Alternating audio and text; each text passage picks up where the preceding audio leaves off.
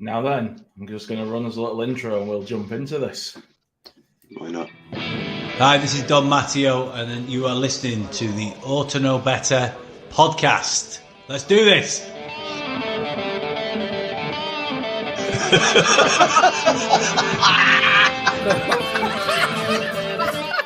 You look like fucking Brolin, you're a Leeds hating bastard. Look like some sort of fucking weird floating head. No. He's a utensil player a bit, innit? I mean, I feel a bit right, dickhead. Nothing spectacular, really.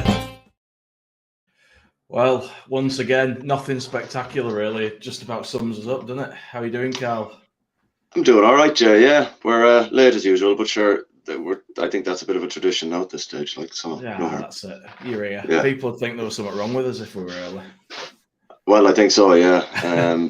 So I just want to stay straight off the bat. Apologies if I end up falling off the edge of the earth halfway through this pod at some point. I'm back to the old school, and I'll send a picture of the setup in a little while on Twitter. It's funny. This is Karl's origin story. How he ended up. It is. Yeah, man. Yeah, it's like Wolverine's origin story, except I'm just me. Yeah, it's not quite the same, is it? You're a little bit grisly, though. I am a little bit. All right, yeah, I'll take that. Apparently. I actually just officially say welcome to Berardi and Coke to everyone who's listening and viewing. Yeah, so we're looking at yesterday's game down in London again. Fucking usual shite. And yeah, as I was saying at the beginning, nothing spectacular. Sums it up, doesn't it, really? I think under attack. I was a little bit there for a second. Like I said, I'm keeping it old school. It was a little bit for a while. I thought, geez, we played quite well in the first 20 odd minutes, like 25 odd minutes. I did, Rob, nice one. For the first 20-25 minutes, I thought we were quite good until they got that penalty. I don't know what Luke Ayling was thinking. I'm not going to slag him off, but it was like he'd already done the movement and avoided the tackle and then kind of gone again. It was weird, very weird. I won't hold it against him, like, obviously, because why the fuck would I? But it was a strange game. For the first half, I thought we were very much in it, and even at 1-0 down, I thought, Jesus, we could nick one here at some point, because we did have some opportunities. He had Rasmus straight off the bat, like he was having that effort that Ramsdale had to kind of parry away, and that was in the first 20 seconds. Like, so I thought, Jesus, going forward, this could be all right here. I did notice from the lineup that we'd set. I did think we were going to set up as a block of 5 at the back, and it did turn out sometimes that way. But when we went to kind of in an attacking way, we kind of went 3 at the back. Then where you had Roca sitting very deep to kind of cover in the middle and have the 2 centre backs out wide, which I've been saying for ages. That's probably how we should play in transition, is just make sure that we're tight at the back with the midfielder there that can take the pressure off. Absolutely. And it looked promising. It did look promising in spells. Obviously it's Arsenal. We couldn't expect to go there and not be under the cosh for large periods of the game. But we reduced them to some half efforts in the first half. If it wasn't for the penalty, they wouldn't have gone 1-0 up at half time. You know what I mean? So yeah, I agree. It's a hard one to take in a way that you can see that we're well able to kind of play, but we just need to press more, I think, in certain areas of the pitch. Now, I'm not saying in relation to the type of Jesse press now or any of that crack.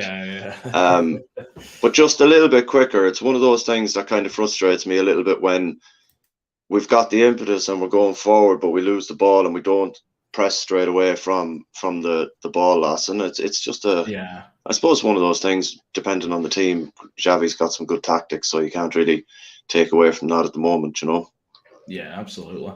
I mean, you could see we had that kind of that solid look about us again from the off that I think Xavi has sort of instilled in him, and that's the main difference we've seen in all the games under him. I think that we just do look organised and solid, and we started off like that again, I thought.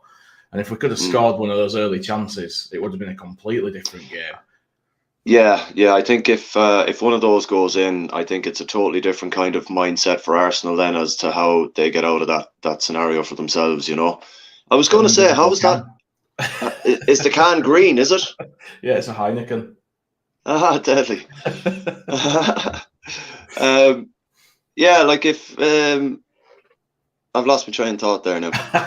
Just saying about the early goal, and if we'd have scored one from those chances. Yeah, if we'd have got one of those chances,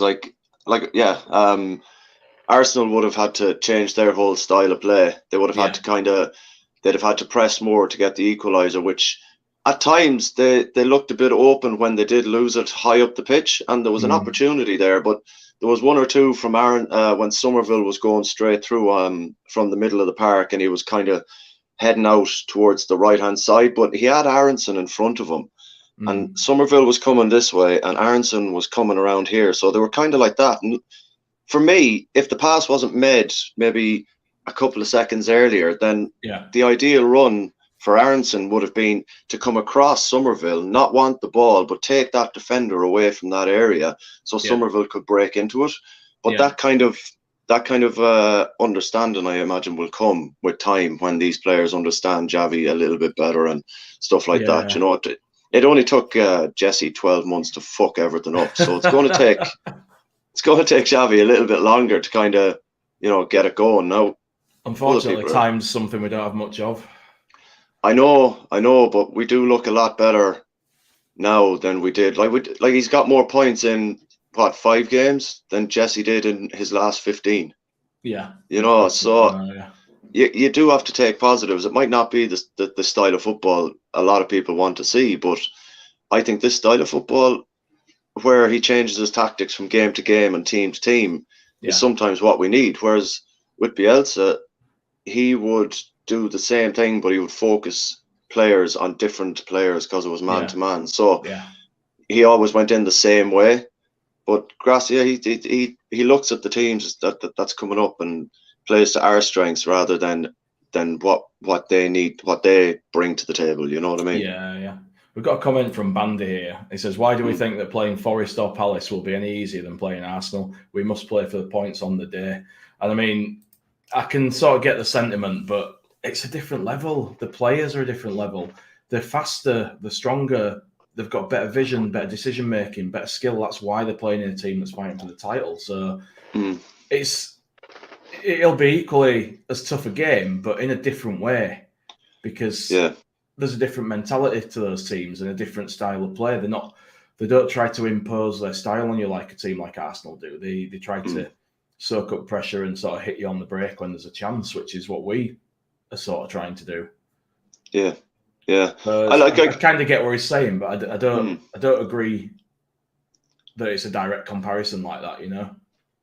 Yeah, no, I get what he's saying as well. And the one thing I hate is this whole free hit thing. Like that mentality absolutely fucks my head off. I can't deal with it. Like, no, there's no such thing as a free hit. For survival. No, there's no free hits. No matter whether you're at the top of the fucking table, it doesn't matter. Nothing's a free hit. I hate the idea that you could have a game and be like, it doesn't matter. Yeah. I can't accept that. I get the sentiment of it in that you don't expect to get something, but that doesn't mean you shouldn't try. Yeah, that's not to say you should have the mentality of going, well, let's not get hockeyed. It's a free hit. Exactly. Like at the end of the day, goal difference could be massive at the end of the season. Like, exactly. And then if it's pretty close there at the moment, you know. But just to go back to Bandy's thing, every game should be approached as Forest and Palace are coming up. Like if we go in, like Liverpool have just got another hiding. Like it's only 3 games till we play them. They're there for the taking again. They were on the same kind of run when we beat them at Anfield. Who's to say we can't do that again? Like it's bizarre with them. I mean, they beat Scum 7-0 and they turned shit again. Well, they lost away to Bournemouth, didn't they, before the international break? So they've come back now and lost against City. We've got to hope that they're a bit fragile when we play them and try and take advantage. I want to see Klopp doing his nut on the sideline because they're losing. That's what I want. Live. I want to see it live. I might even sing him a little song. Yeah, that's it, isn't it? Yeah. I haven't got a clue what yet, but it'll be something to do with teeth and being a moaning bastard. Oh, yeah. Absolutely, man. It's got to be. Jesus. We got a comment from Paul here, Paul Brennan. Key for our survival is Elland Road. We have 6 matches to play at Elland Road and 4 away. If we can pick up points at the Hammers, Bournemouth and Fulham, and then he kind of stops. But I think he means if we can get points there, we're doing well. Yeah. Well, the thing is, like, if we need 2 wins at home to Forest and Palace, there's no question about it. Like, we need 2 wins. Like, a win against Forest on Tuesday, and that puts us straight up to, I think it's 13th. You know, that's and right. That's a point behind Palace. Yeah, and that's only a point behind Palace at the end of the day, and they're in 12th. And those they're are our our next games. opponents. Those are our battles, those matches. Arsenal's not our fight. We should, you've got to try to get something, but big picture, it's not our fight. It's those teams. If we're taking points off them and putting points on for us, then that's all we got to do. Yeah. I liked that he didn't start Rodrigo and Bamford yesterday. I think resting them two, considering how long Bamford particularly been out with injury and stuff like that. Like you said, it's not a free hit, and we didn't. I think the team we put out yesterday was quite a good team at the end of the day. Like, you know what I mean? There was some good experienced heads in there, and like you said, it's Arsenal, but it's never taken as a free hit. But I think just having the likes of Bamford up there now on Tuesday against Forest, just like we play completely different when he's on. Like, we hold the ball up, we bring players into the final third. You know, there's a lot of elements to Bamford's game that we miss on a game day, even though he's not scoring at the moment, and it's quite frustrating, if I'm honest. But really fucking drives me up the wall, Karl, because there's talent there and he's got so much ability. So that's the thing. Why can't he put it together in his head? And I think he gets inside his own head too much. I think so, man, and I think like once he starts, like, I think he's going to start firing soon. He's not playing badly when he's on. Like, I think, like, with the foul on Bamford yesterday by Ben White, when you look at that again, Ben White was last man there. There was no real cover for him because Bamford had gone. Like, and to pull him down like that and not even get a yellow card, like, yesterday, nothing surprises me anymore. No, but the ref didn't do it any favors either. Like, he wasn't really consistent in how he was reffing the game. Like, there was a couple from Xhaka, man. He should have had 2 bookings. You know what I mean? And again, we're talking about bloody refs again. Like, and it's, I don't know, man. I think we need to get away from that side of the fucking conversation and just fixate on how we're doing ourselves. Like, but we do. Unfortunately, you can't, can you, with the decision making that you see on a regular basis? It just leaves you baffled. Yeah, absolutely, man. And it's one of them that hopefully doesn't cost us in the fucking long run. So, talking about refs and stuff, did you think the penalty was a penalty? I think it was soft, but see, the contact is there with the second movement, and when that second movement comes into it, like, I had a feeling that he was potentially going to go down after Ayling's first effort, but before he put the leg in again, he had the look of a player who was going to go down, but he realised that he'd pulled out of it, and then just felt the touch, and he was like, "Yeah, that's what I needed." Yeah, I was in the Ben White hate club. Yeah, it broke my heart seeing him score. Well, the thing is, as well, he was fucking shithousing a load of stuff yesterday, and he was getting away with it, but we were letting him. You know what I mean? He's become very good at what he does.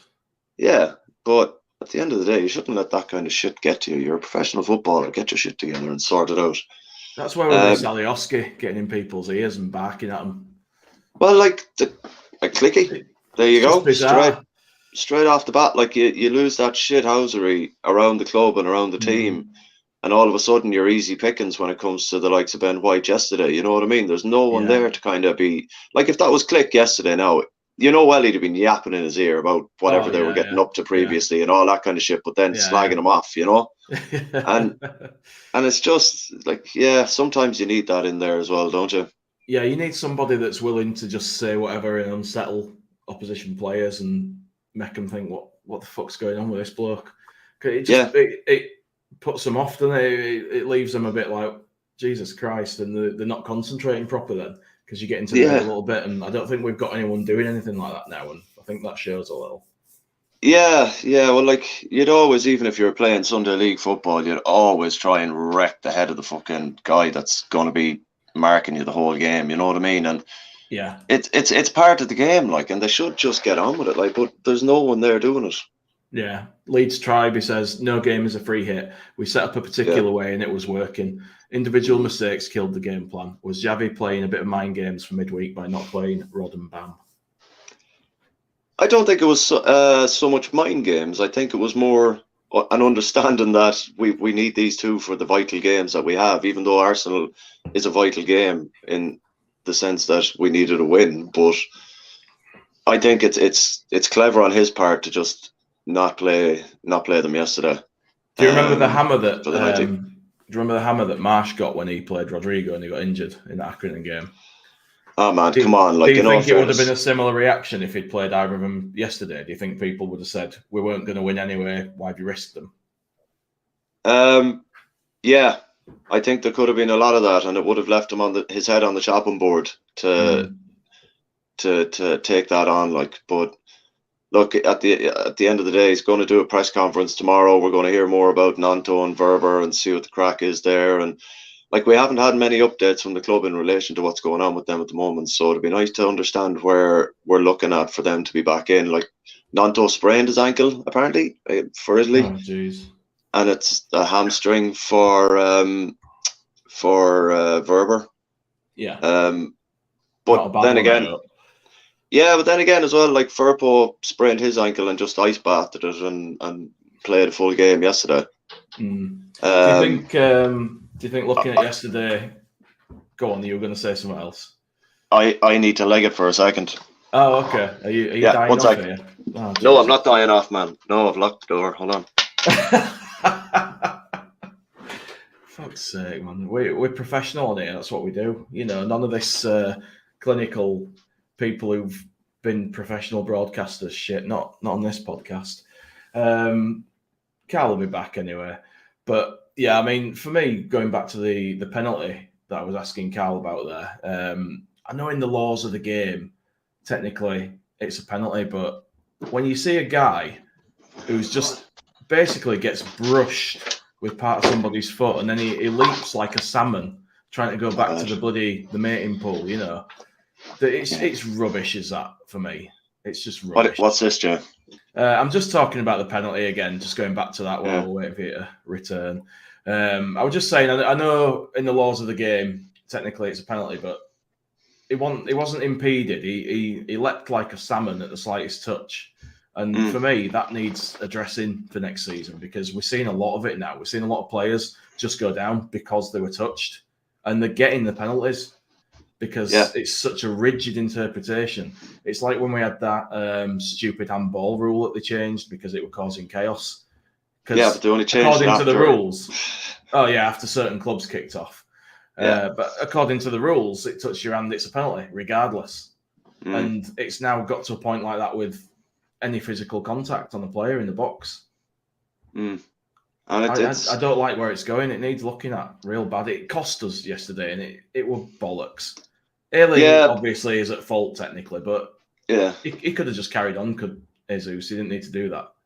Yeah, but look at the way players are nowadays, man. They don't care. Like, they'll just absolutely any sign of a touch at all, and they're gone. Like they're gone.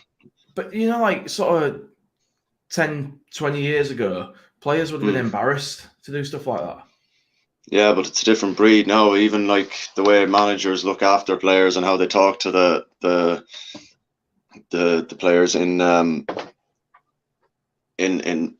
you know, in the dressing room and stuff. It's nothing like it was years ago. You can't swear at players now. They're too, you know, they get their back up and they'll look for a transfer because it's just that easy. Like, you know what I mean? Yeah, they're not willing to take criticism. They're not willing to understand that, look, you need to be better at this before you can do anything else. And they're not able to take the criticism anymore at all. Yeah, that's in my opinion. And that's what's fucked it half the time. Yeah, absolutely. It's just, it's crazy, man. Danny's saying, look at Grealish get touched by a blade of grass, he hits the floor. It's true. Yeah. We're just looking for free kicks, penalties, get an opponent booked or sent off all the time, and it's allowed to happen because of the way the rules are set up. But it's like they're having an old practice session in training sometimes whenever they'd be playing 5-side games or something. It's like, I'll just, But you could see Cody Gakpo yesterday for Liverpool against City. That should have been a bookable offence. He put the leg back in, and this is what they're doing. But look, that's a totally different conversation altogether. Maybe we can take it up on the pod on Wednesday or Thursday. But I think we've got a guest wanting to join us here, Karl. Sound as a pound. Stick him on there. Who is it? Just going to welcome Robert in. Now then, Robert. Gents, what are you doing to me? It's East Coast in the U.S. I can't even have a proper lay-in on Sunday morning. I gotta listen to you guys. Oh my God! I'm honoured that you got out of bed for us. Thanks, man. Really but at my age, you could have done this at 6 a.m. my time. Not so bad. Not so bad. Don't feel too bad about it now. Whereabouts are you? Sorry. Connecticut, downstate Connecticut. Yeah, pretty close to New York City. So. Cool. Very nice. Nice. What did you think of that yesterday then? So, I was like, okay, can we just scratch a point out of this? Maybe we scratch a point. You can see how Javi had set the whole thing up. Yeah. Right. It was just going to be try to use some speed on a counter and maybe a 0-0-1-1 type of thing. Yeah. The minute. And of course, bad breaks, Leeds. What's going on? It's like the penalty was super soft. Can't argue. It's like fair play to who was it that got it? Jesus. Fair play. I mean, Ayling's down, a leg sticking out. You jump in. Ayling put it on a plate for him. That's the problem. Yeah, I mean, so fair play to that. But it was just like, and I thought, well, all right, if you stay there, you stay there. But when they got that goal right out of the gate in the second half, my mindset just went completely to, okay, don't care. Let's just watch and see how some individual guys play. Let's get out of here. This game, this game doesn't matter in the scheme of this stuff. It was never a game you're looking at saying we're going to get points. So you're the next six. It's the next six. The next six will be the season. The next six will be the season. Absolutely. Yeah. We have to win those next 2 games for me now. We have to. Yeah. No, I mean, so. Honestly, if you look at what we've got, right? The next 3 at home, you have to walk out of here with 7 points. You have to. Got to. And then the next 3 after that, Fulham away, they're not in great form right now. Maybe you can scrape a point there, but I'm not counting on it. You got Leicester at home, Bournemouth away. Yeah. You need to win those 2 games. Absolutely. If you go through these next 6 with 4 at home and you only pull away 10 points, Leeds, we've got problems. Yeah. I agree with that. I agree with that. Yeah. So there's 4 winnable games in there for me, easily. Yeah. Right. If we turn up and we do what we should be doing and we stay organised and we don't give the ball away needlessly like we have been doing, because that was why Wolves got back into the game. I mean, they got that crazy goal, but we kept giving them the ball. We gave the ball away a fair bit yesterday, but it's going to be difficult against a team who've got the sort of skill and pace that they've got to intercept balls and passes. So I can kind of forgive that, but against these poorer teams, we need to be imposing our way of playing on them. We need to make sure that we do the basics, because if we're not doing the basics, we're just asking to get punished. Yeah, we need some depth. Go ahead. Sorry, with that in mind, Jeb and Rob, where you were talking about losing the ball and giving it away quite a lot in both the Wolves game and yesterday, one thing I noticed that we should probably try doing is, because our forward line is quite small, Barside, Bamford, and maybe Ruter, I think he's about 6'2" or something.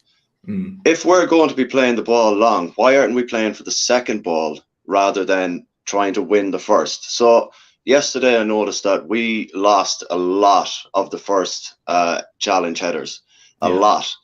But when we lost them and the ball broke, we weren't close enough to where the ball broke to pick it up like Arsenal were. And as that happened quite a bit, that meant Arsenal could counter us very, very quickly when we're trying to push up the field. And that's where it left Zinchenko out wide quite a bit as well. And Martinelli had a free rein of it out there as well, because I think the understanding that needs to come into the team is that if we're playing it long, we know where we're going to play it. We know the target man that we're going to hit. What we do is we surround them with two of our players as quickly as possible and pick up the loose ball. But we're not doing that at the moment. And I think Arsenal capitalised a lot on that second ball because they were able to build quite quick counterattacks from it, you know? Yeah. So maybe that's something that we could work on. Like, I think that's a good point. If you can at least like mop up those second balls and get possession back, doesn't really matter who wins the header. Yeah. Because that's the most important part, that second ball, like you say. Yeah. I was going to say, I didn't like how they played the second ball because they pretty much, the way you set up when you started the game, you pretty much gave away the fact you were never going to compete for the first ball. I mean, you're playing Aronson's running around the middle. He's not going to win. I mean, you might as well have had Nanto in there. He wins more headers than Aylan. Which is bizarre. but when that ball came back, right? Number one, we weren't even challenging the first ball. Like, okay, you're not going to win it. Go challenge it. Make it hard for the guy to do exactly what he wants to do. We're doing that. And then when the ball came back, it was like, nope, nobody was there. It's like you weren't anticipating where the ball was going to go. So it's yeah, and that, like, making your opponent work for it is the bare minimum. Yeah. I think the fact that we were quite short in attack yesterday, that particular option probably would have worked a treat, considering, you know, the players that we had on the pitch with Rocca who could pick it up in the middle. You know, Christensen was always playing a little further ahead, stuff like that. There was always options there if we did capitalise on that, like to recycle the ball and start winning it again further higher up the pitch, rather. So it's hard sometimes to accept how we play, but at the same time, you have to look at it and try and take some positives from it and go, right, well, at least it wasn't a cricket score yesterday after the second goal went in. After that second goal went in so quickly, I was like, I was sitting here and I was like, Jesus, this could be a bad day at the office. Like, but when that third one went in, 220, right? 220 runs on, like, and you've only got three overs or something. It's like when the third one went in, I did actually think, oh God, here we go. This is going to be 5 or 6. Because there was loads of time left as well. There wasn't that thing, and they just stepped it up a little bit, and you could see we were kind of fading. But I thought the fresh legs that came on, they did all right as well. But you didn't want to overexert Bamford or Rodrigo yesterday. I'd say it was more a case of just try and win the ball. If you can win the ball, let's try and build something, but don't overexert yourselves, you know? Yeah. Well, if you think about it, it's basically gone and you're just doing damage limitation. Yeah. Well, if you think about the whole season, right, one of the better places in the field for Leeds has been the midfield, right? It's been a place where they've ruled a lot of games, and it's where they've given some of the better teams a real problem. Well, two of your 3 best midfielders, one's out, maybe out for the season probably, and the other one's got the American U.S. men's national team flu, whatever the hell that is. And so you get Rock out there, but who was kind of slated to play up in the midfield with him? Christensen. Yeah, you don't even rate him to play defense. It's like you don't even rate him like that. It's like that was just the minute I saw the line, it was like, okay, we're gonna have like 8 on a back line. Let Somerville. I loved watching Somerville against White. He was giving him. Yeah, he had a good game. Gave him a proper go the whole game. Yeah, I did mention that myself from one of the lads here, all right, and it was a very good battle, that. And then when Reuter came on, he started having a good go at him as well. Like, he didn't let him have an easy bit when he came on. He beat him a few times down the line, and, you know, bits and bobs are there. Like, it's just a case of that clicking for him, I think. But you're right there, Robert, man. I thought Somerville was very good. Yeah, Bandy says surprisingly Reuter changed things for the better for us. We might have got him on earlier. You just don't know, though, do you? You don't, like, but at the same time, you're not going to know if you don't give the opportunity as well, like, you know. It's hard to figure out what, like Robert was saying there, who the hell we're going to play in the midfield. I personally would have gone with a back 5 and had what's his name, Christensen, kind of playing more as a left-sided centre back alongside Firpo, and then brought Struijk into the middle and left Cock and Ayling then as well. and do it that way, because at least we know Struijk has played in that position before, even for Bielsa. Obviously, he's not done as well as we all expected, but at the same time, look how long it took him to get used to playing left back for us, and he was actually doing all right before he got injured and had to come out. Like, and he cut his hair. He cut his hair. The curse. Was that his original position when he came to us? Midfielder? No. Or was he a centre back? I can't remember which one he was. He was a centre back, but then there was Calvin kind of bigging him up as the midfielder as well, like, you know, saying he could ping the ball about. Yeah. But look, at the end of the day, it's a little bit like Bober, right? Bober's a backline guy, but he can slide into a, he could slide into a midfield if you need him. He would have been perfect in there yesterday. If yesterday told us anything, I think it's that Max Weber is our most important player currently. Because it just wasn't the same without him. The organisation was lacking. Yeah. In a defensive formation, he 100% is. And I think in an attacking one, it's Nanto and Rodrigo. When Rodrigo's not in the team, we don't look like scoring at the moment. That's true, and that's the worry. Like, just to have Nanto there, he worries defenders no matter, who he's playing or anything like that. He's got no fear. He's 19 years of age. He just go out and he'll take on the world. He couldn't care less. And he's one of those players that defenders are worried when they see his name on the team sheet beforehand. They're just like, oh God, we've got to deal with him today, And that's not a nice option for teams. Yeah, absolutely. That's exactly what you want. We need him back. Yeah, well, that's the thing. We'll know more tomorrow, I'd imagine, when he does the pre-Forest press conference. So fingers crossed it was just a precautionary substitution for Italy, and it's not going to be anything too serious, Yeah, I hope so. Yeah. So I got a great sports fan question here. When we're down, it's 3-0. We're like, okay, whatever, and then we got one back, and it actually got a little bit on the front foot there for a little while. How much did you start to think maybe? Oh, obviously. Well, there was 15 minutes left. A lot can happen in 15 minutes in football. Like, you know what I mean? You start thinking, if we could get a second by around 80. Yeah. Big finish. And then they go and score another one. And it's just like, do you know what game came into my head whenever we got the goal back at 3-1? It was the Southampton game where Miller, God rest him, he got the winner down at Southampton when we were in the championship. Yeah. And I was like, geez, a game like that now would be absolutely fantastic. But alas, it didn't happen. So, these things go like that for us normally. Absolutely. I've got a question from Liam here. It's for you, Robert. It's just asking what's your opinion on the 49ers? Boy, I think what you're going to see, I mean,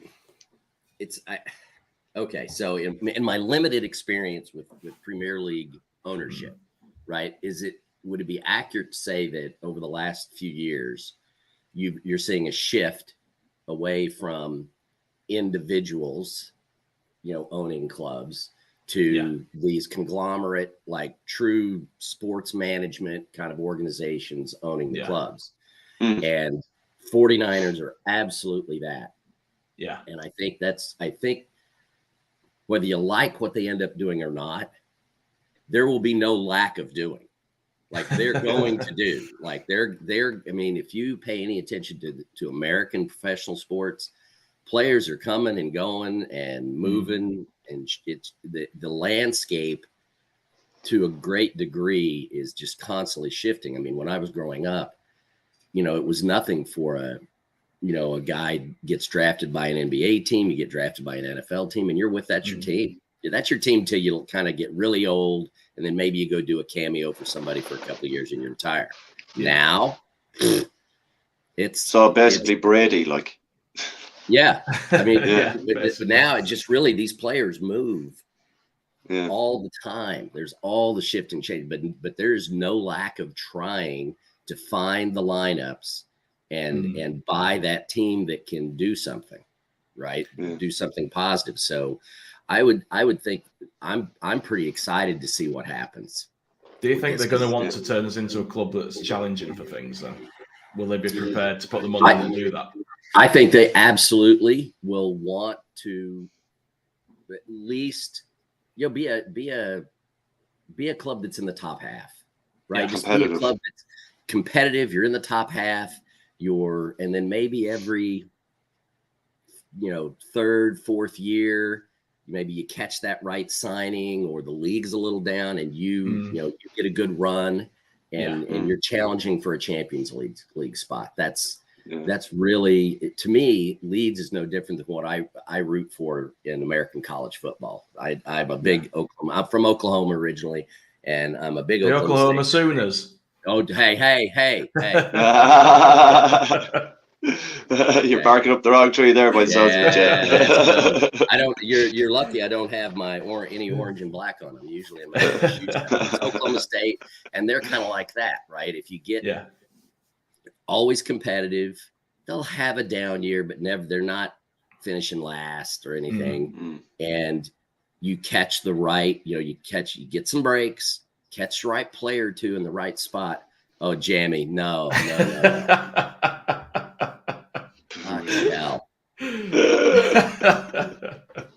Really? That's how it goes on this podcast. You leave yourself open when you come on here, man. Absolutely. That's the best stuff. It's like it's the firing squad in the comments.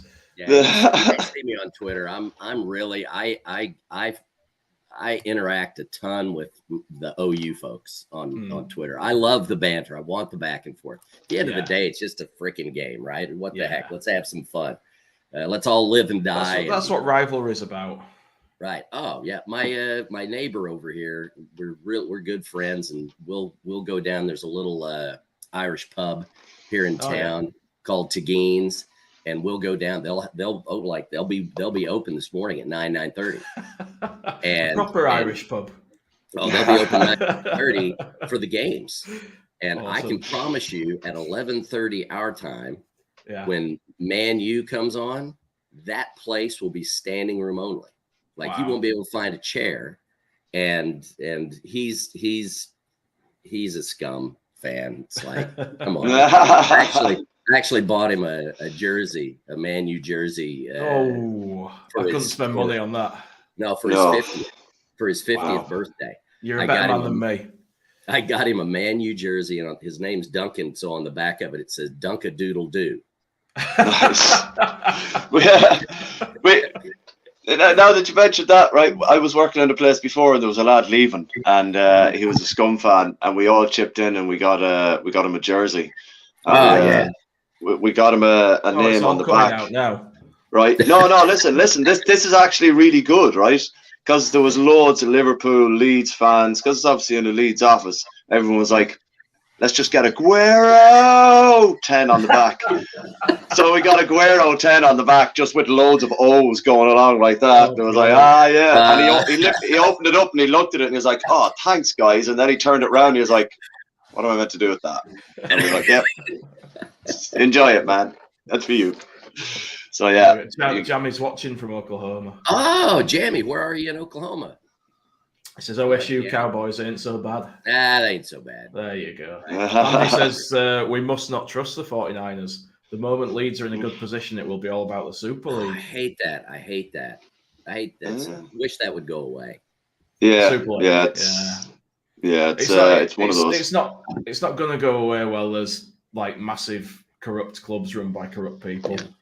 No, namely Barcelona, Real Madrid, Juventus. Look at all the shit that they're all in now, and it all makes sense. I was going to say, look at all the trouble. Right? Why they were desperately trying to start this league that they could cash in on, because they've all absolutely run the clubs into the ground and fucked themselves, basically. Yeah, well, that's their problem. That's not ours. But it's like, it's like you walk into a casino and someone puts their arm around you, and it's like, oh, I've lost all my money, but come over here and I'll help you. I'll show you how to play. It's like they're doing you a favor, but they're not. They're just trying to line their own pockets at your expense, and that's exactly what that Super League is. And any clubs that can't see that want to be in it are fucking welcome to it, man. Yeah. But anyway, just to get back to the old game at hand that we were meant to be chatting about there for a little while. So just overall, like there's a few. I was looking at Phil Hayes' Twitter just to have a look at some of the comments from Xavi yesterday. Yeah.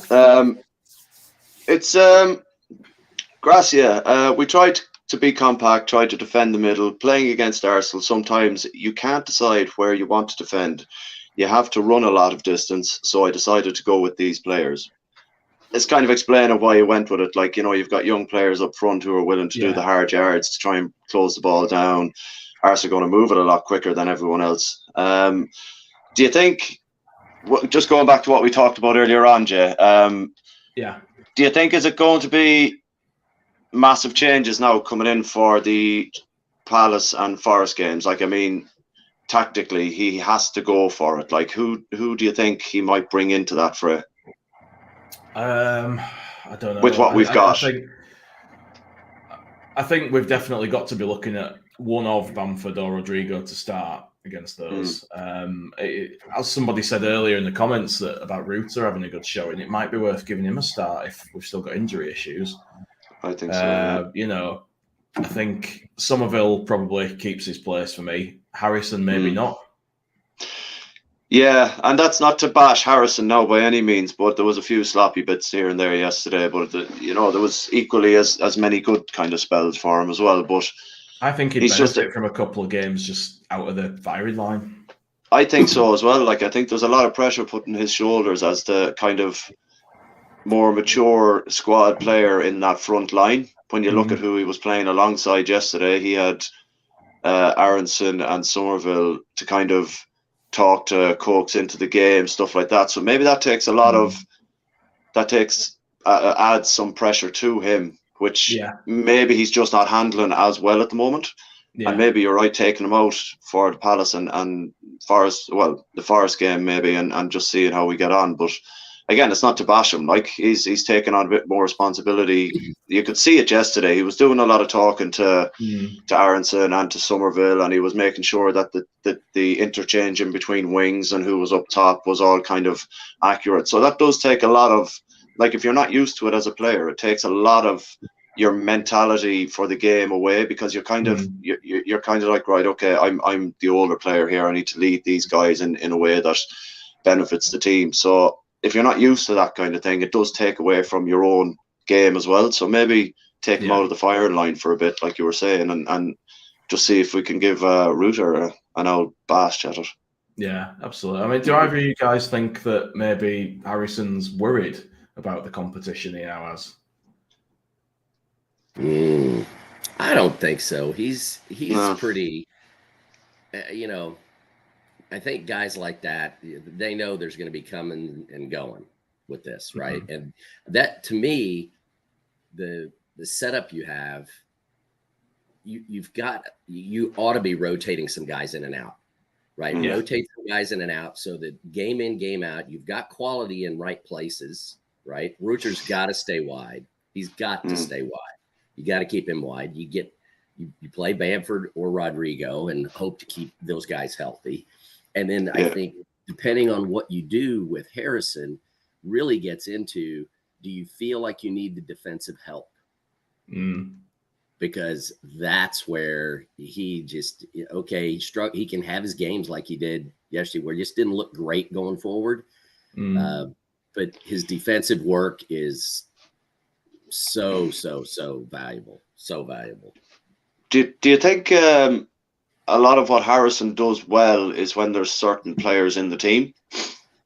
So say like the likes of Bamford playing up top, he knows that Bamford's going to get the ball to feed, he's going to hold it up and he's going to bring players in. Do you think, does that have an effect on how Jack will play if there's, you know, like I said, certain players within the starting 11?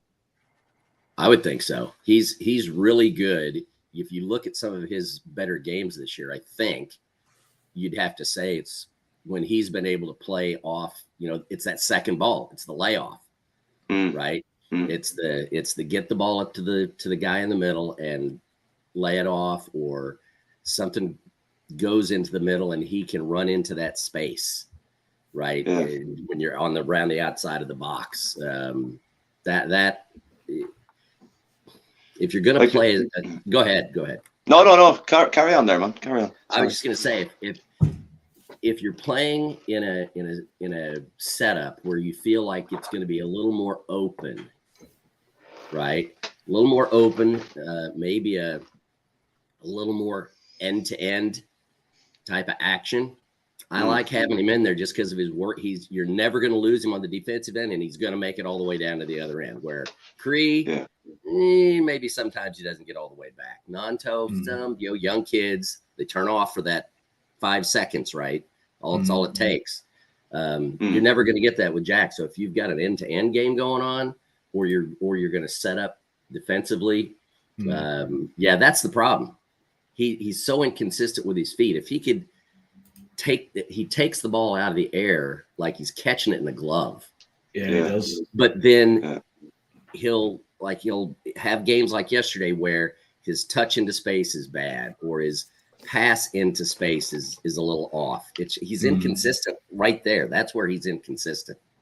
Yeah, he's got all the sort of makings of a good player in him. He has all the ability. It's just if you could just string it all together consistently. Well, and he's got that. He has that ability for the moment. That's right. Yeah. That strike. That. I mean, how many goals this year? Right. It's him and Rodrigo. Those two guys. They have it in them that in the right moment, bang, something could happen. But then they get inconsistent in other parts. Right. So it's. That's good commentary. Yeah, to be fair, you've got a new fan. Oh God, Jamie! I gotta be friends with. If you tell me you're a Sooner fan, I have to be friends with another Sooner fan. I don't know. Right, I think we might wrap up, Karl. What do you reckon? Like a massive amount left to say about yesterday now, so I don't want to bore people to death on a Sunday.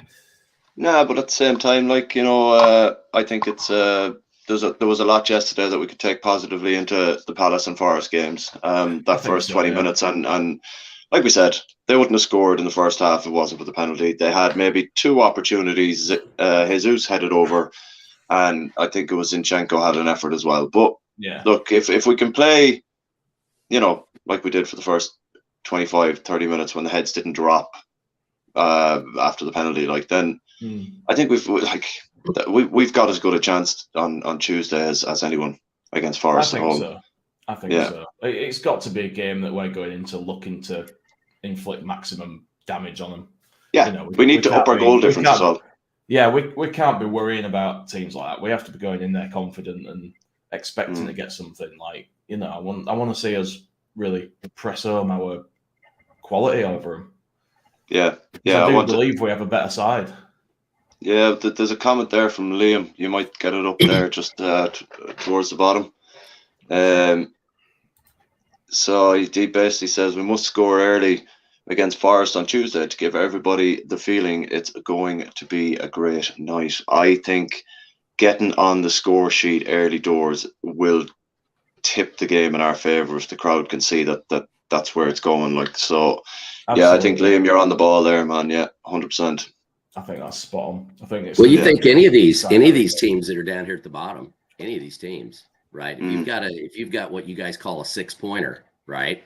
Yeah. If you've got a 6-pointer, early doors, man. You put that number up. You post a number. It's like golf. Who's the first guy in the clubhouse with the number? Post that number early and make somebody chase it. That's it. Absolutely, yeah. That's it. And that's what we've got to do. Right, cool. Robert, thank you for joining us, mate. And it's nice to meet you, Robert. Hopefully we'll see you again at some point. You will. I'll take care, man. Stream now, mate. Cheers. We'll catch you next time.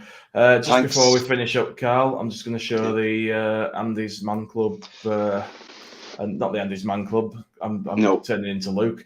At least you're pronouncing it right. The Spurs and back walk. Yeah. Some of the guys are doing a big Lou from LS11. Please give us money. Well, not us, but towards the charity, man. You know what I mean. United Foundation. I mean, if someone wants to give us money as well, they can. But it's not. It's not essential.